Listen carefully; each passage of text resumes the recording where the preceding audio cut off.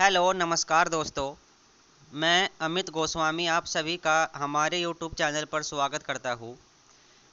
Railway job के जो form आपके भरे जा रहे हैं, तो जिन छात्रों ने भर दिए या जो भरने वाले हैं, सभी के सामने एक बहुत बड़ी समस्या है, वो है आधार वेरिफिकेशन की। इसके लिए मैं कई बार आपको बता भी चुका हूँ कि ये कोई बड़ी समस्या नहीं है, ना ही इससे आपको कोई दिक्कत आने वाली है।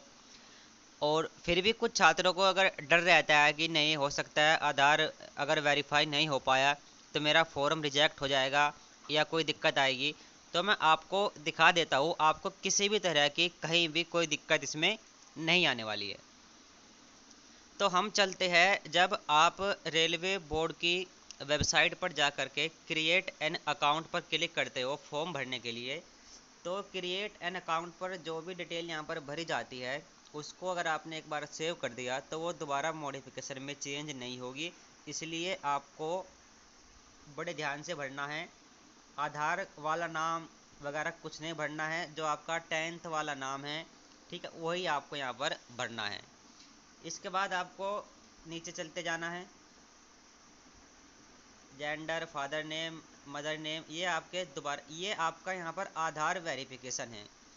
तो ये आप यहाँ पर देख सकते होंगे स्टार मार्क, इसके ऊपर स्टार मार्क, यानी कि जहाँ पर आपका स्टार मार्क ये लगा हुआ है वो फील्ड आपका भरना होता है कंपलसरी, उसके बिना फॉर्म आपका सबमिट भी नहीं होता। अब आप आधार वेरिफिकेशन वाले कॉलम पर आइए, कहीं भी आपको कोई भी स्टार मार्क यहाँ पर नहीं दिखाई देगा, यानी कि ये कोई कंपलसरी नहीं है कि आप आधार का वेरिफिकेशन करो ही, ठीक है। अगर आप नहीं कर पा रहे हो या आपने आधार वेरीफाई से कोई फॉर्म अप्लाई किया, गलत नाम भरा गया, तो आप पैन कार्ड से दोबारा भर पा रहे हो और उसमें आपका आधार वेरीफाई नहीं हो पाया, तो कोई दिक्कत आपको नहीं है, ठीक है।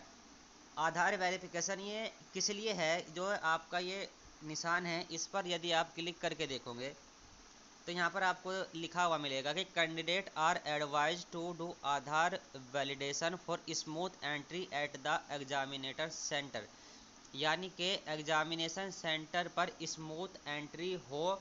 इसके अलावा आधार वेरिफिकेशन का कोई भी रोल फॉर्म भरने में नहीं है, यानी कि कहीं भी यहाँ पर आपका फॉर्म रिजेक्ट नहीं होगा। स्मूथ एंट्री हो जाए बस कैंडिडेट की, क्योंकि जब आप एंट्री करते हो तो वहाँ पर फिंगरप्रिंट लगा करके आपकी एंट्री होती है, वो स्मूथ तरीके से हो जाए, इसी वजह से आधार वेरिफिकेशन है। अगर आधार वेरिफिकेशन आप नहीं कर पा रहे हो तो आप ये मत सोचेगा कि कहीं मेरा फॉर्म रिजेक्ट ना हो जाए, और इसके लिए आप यूट्यूब पर भटकते रहे, सर्च करते रहे कि कहीं से पता लगे कि वह फॉर्म रिजेक्ट होगा या नहीं होगा। तो आपको ऐसे नहीं भटकना है, अपनी पढ़ाई पर ध्यान देना है। आधार वेरीफाई हो जाए तो अच्छा, और ना हो तो अच्छा, ठीक है। बाकी फिर भी कोई डाउट अगर आपको रह जाता है तो आप कमेंट करके पूछ सकते हैं। फ़िलहाल इस वीडियो में इतना ही। Thank you.